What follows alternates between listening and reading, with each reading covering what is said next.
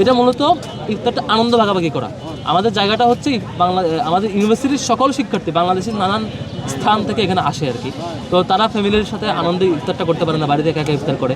তো আমাদের আনন্দ ভাগাভাগি নানান স্টাইলে হয়, রুমে রুমে হয়, ক্লাব হয়, অথবা বিভিন্ন সংগঠনের পক্ষ থেকে করায়। আমরা এখানে চিন্তা করেছি যেটা নানান স্পটে এক এক দিন এক এক সময় এক এক স্পটে করা। আজকে হল পাড়ায় এই সুরজেন হল, 71 হল, জসীমউদ্দিন হল, এই যে জিয়া হল, এই এরিয়া হলপাড়া শিক্ষার্থীদের জন্য এখানে 1500 শিক্ষার্থীকে আজকে ইফতার পৌঁছানো হচ্ছে। এই 4টার টাইমে আমরা শুরু করেছি, এখনও চলছে, শিক্ষার্থীরা নিচ্ছেন।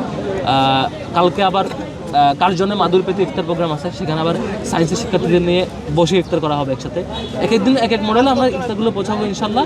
একসাথে সকল শিক্ষার্থীকে পরিবারের সদস্য হিসেবে যেভাবে আনন্দ ভাগাভাগি করা দরকার, আমাদের সামর্থ্যের আলোকে আমাদের যে সকল ওয়েল উইশার আছেন তাদেরকে এখানে অ্যাকোমোডেট করে ইফতার প্রোগ্রামটা সবার হাতে হাতে পৌঁছে দেওয়ার, ইফতার উপহার পৌঁছানোর চেষ্টা আমরা করছি।